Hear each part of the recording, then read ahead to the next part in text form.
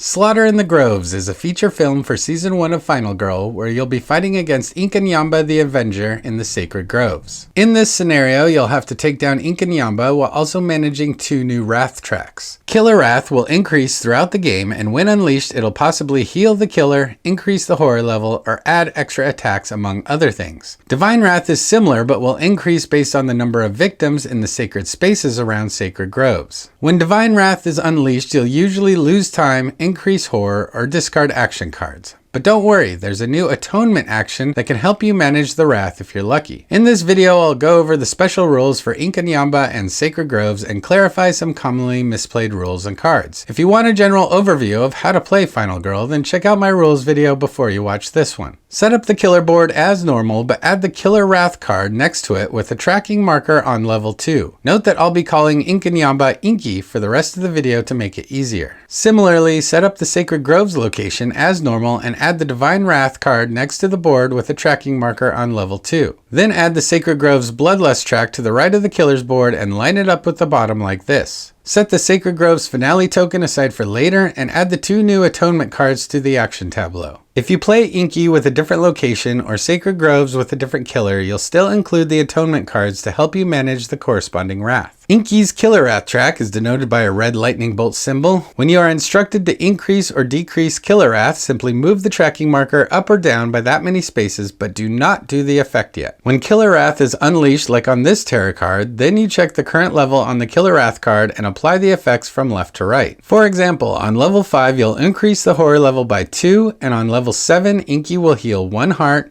target the closest victim or final girl, move towards the target, and attack. Moving and attacking are based on the current Bloodlust level just like normal, and Inky can never heal more than his starting health value of 9. Note that Killer Wrath can never go below 1 or above 10, so just ignore any excess once you hit the top or bottom of the track. Inky's default killer action has you increase Killer Wrath by 1 if it's currently at a 1 or 2 when the killer phase begins, so make sure you check that before doing the rest of his killer action. The Sacred Groves has a new type of space called a Sacred Space, and it's colored red and denoted by this symbol. There are 3 sacred spaces on the map: the Burial Ground, the Sacred Shrine, and the Holy Groves. There are no special rules for these spaces, but other tarot cards and events may refer to them. You'll also see later that Divine Wrath will increase throughout the game based on the number of victims in these sacred spaces, so it's in your best interest to keep them empty. The Sacred Groves Divine Wrath track is denoted by a yellow lightning bolt symbol and works exactly like Inky's Killer Wrath. When you are instructed to increase or decrease Divine Wrath, move the tracking marker up or down by that many spaces, but do not do the effect yet. When Divine Wrath is unleashed, like on this tarot card, then you check the current level on the Divine Wrath card and apply the effects from left to right. For example, at level 4, you'll discard 1 random action card from your hand. At level 5, you'll lose 4 time. And at level 10, you'll discard all action cards except Atonement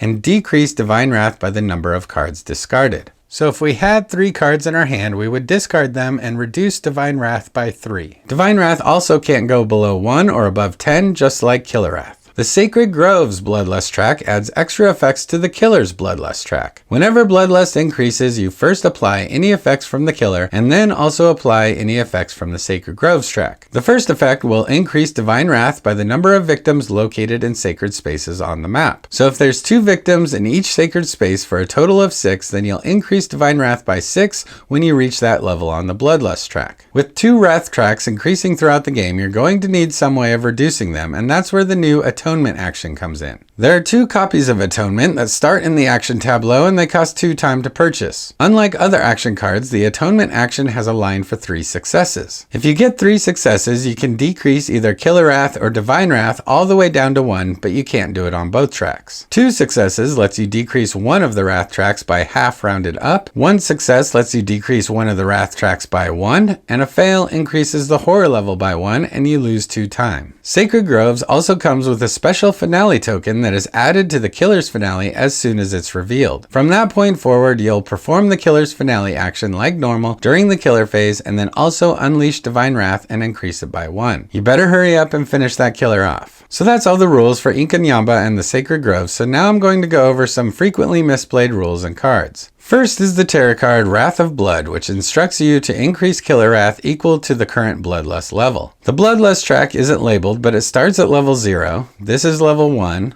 level 2, and so on. Next, Inky has some dark powers that have you increase horror or recover health every time Killer Wrath increases. If you are instructed to increase Killer Wrath by 5, let's say due to this tarot card, then you'll only increase horror by 1 if Rising Dread is out, because it's one instance of increasing Wrath by 5. On a related note, the Loud and Obnoxious event says that whenever Divine Wrath increases, then increase it by an additional 1. If you trigger the Bloodlust effect of increasing by the number of victims in sacred spaces, and there are no victims in sacred spaces, then you don't increase Divine Wrath and you don't add an additional 1 from Loud and Obnoxious. So that's all the special rules, but I wanted to note that this is widely considered the hardest feature film from Season 1. Inky actually isn't too bad if you mix him with other locations, but both Wrath tracks together can be difficult to overcome, and they can go from 0 to 10 real quick sometimes. I also wanted to mention sleeves. The Wrath cards included in this feature film are tarot size, and I put Amazon links in the description below if you want to purchase them, as well as links to all the other card sleeves I use for Final Girl. Alright, and that's how you play Slaughter in the Groves. Let me know in the comments what you think of this feature film and how you'd rate it compared to the others in Season 1. If you found this video helpful, please give it a thumbs up and consider subscribing to me on YouTube.